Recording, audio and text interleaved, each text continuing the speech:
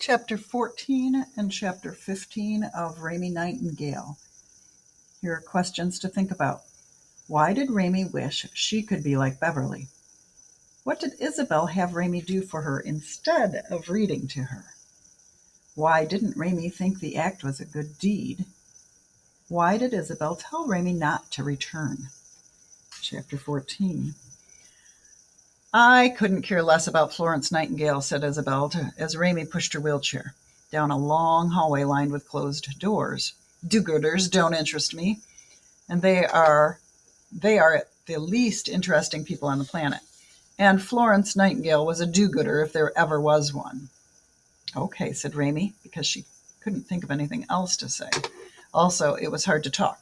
She was out of breath from pushing the wheelchair. Isabel was heavier than she looked. Faster, said Isabel. What? Said Raymie. Go faster, said Isabel. Raymie tried to push the wheelchair faster. She could feel little pinpricks of sweat on her upper lip. Her arms hurt. So did her legs. Take my hand, shouted a terrible voice from behind one of the closed doors. What was that? Said Raymie. She stopped pushing the wheelchair. What are you doing? Said Isabel. Why are you stopping? Take my hand, screamed the voice again. Raymie's heart jumped up high in her chest and then sank down low. Who is that? Asked Raymie. That's Alice Nebley, said Isabel. Ignore her. She knows one sentence and she says it day in and night. She says it day and night. The monotony of her request is too horrible to bear. To Raymie, the voice didn't sound like it belonged to someone named Alice. Instead, it sounded like the voice of a troll who was standing under a bridge, hoping that an unsuspecting billy goat would walk by. Raymie's heart was pounding somewhere deep inside of her now. It felt as if it had moved position permanently, from her chest to her stomach. She thought how nice it would be if she were like Beverly Topinski and afraid of nothing. Raymie took a deep breath and started to push the wheelchair again. That's right, said Isabel. The trick is to keep moving. Never stop moving. Chapter 15. Isabel's room had a single bed in it, and a rocking chair, and a night with a clock on it. There was an Afghan on the rocking chair. The walls were painted white. The clock was ticking very loudly. Should I sit down? Asked Raymie. What do I care? Said Isabel. Raymie sat in the rocking chair, but she held herself very still. It didn't seem like a good time to rock. Should I read to you now? She asked. She held up Florence Nightingale. Do not, said Isabel, read to me from that book. Okay, said Raymie. She flexed her toes.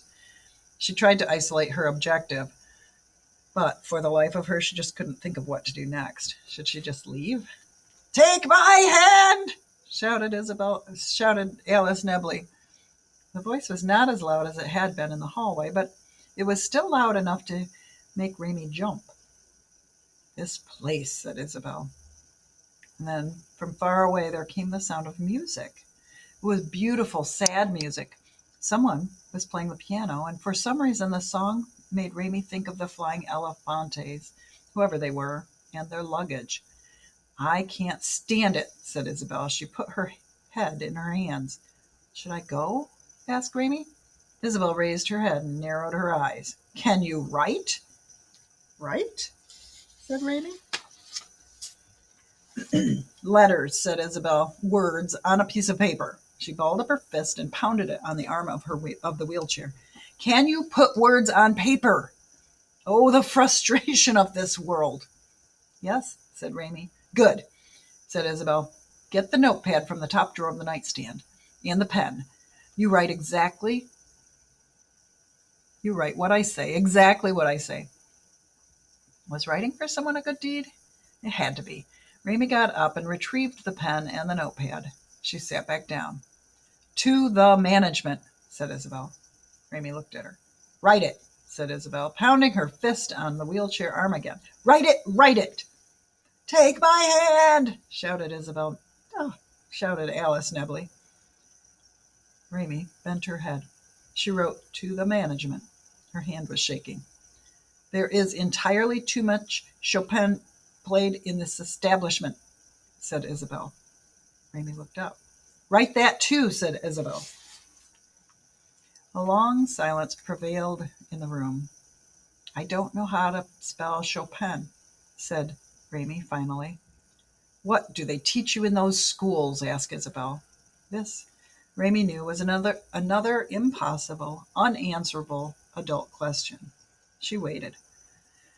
He was a musician, said Isabel, an entirely too gloomy one. Chopin is a proper name, therefore it begins with a capital C and is followed by a lowercase h.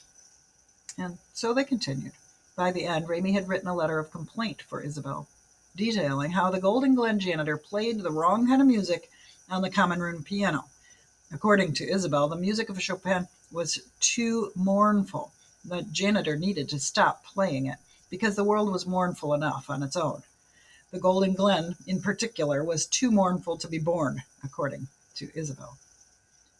It was a very long letter, and when Raymie was done writing it, Isabel made Raymie push her wheelchair out of the room and down the hallway, and back to the common room, where the floor was just a floor and not a glowing lake, and where there was a wooden box with the words "Suggestions" printed on its side in silver stick-on letters. Drop it in, said Isabel. Me? Said Raymie. You wrote it, didn't you? Said Isabel. Raymie put the letter in the box. There, said Isabel. You wanted to do a good deed. You did a good deed. Writing a letter of complaint about mournful music didn't seem like a good deed at all. It seemed like the opposite of a good deed. Take me back to my room, said Isabel. I've had enough. Raymie thought that she had had enough, too. She turned the wheelchair around and headed back to Isabel's room. Take my hand, shouted Alice Nebley as they made their way down the hallway. Close the door when you leave, said Isabel, after Raymie had wheeled her into her room. And do not return. I'm not interested in people doing good deeds. Good deeds are pointless in any case. Nothing changes. Nothing matters. The sun was trying to make its way through the one small window in Isabel's room. Raymie stood in the doorway holding Florence close to her chest as if the book could protect her, which it couldn't, of course. She knew that. Everything seemed bleak, impossible. Archie, I'm sorry I betrayed you, said Raymie without really meaning to say it. Yes, well, poor Archie, alas, Archie, and alas, your betrayal of him, said Isabel, whoever he is. He's a cat, said Raymie. Isabel stared at Raymie with her bright blue eyes.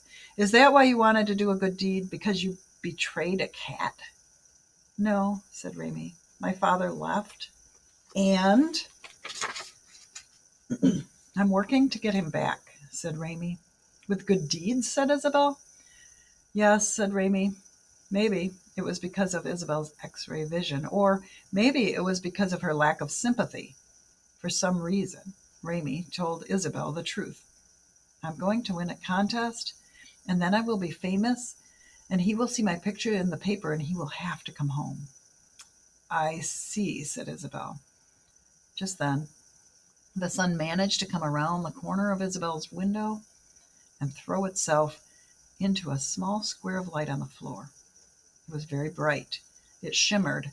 It looked like the window to another universe. Look, said Raymie. She pointed at the sun patch. I see, said Isabel. I see.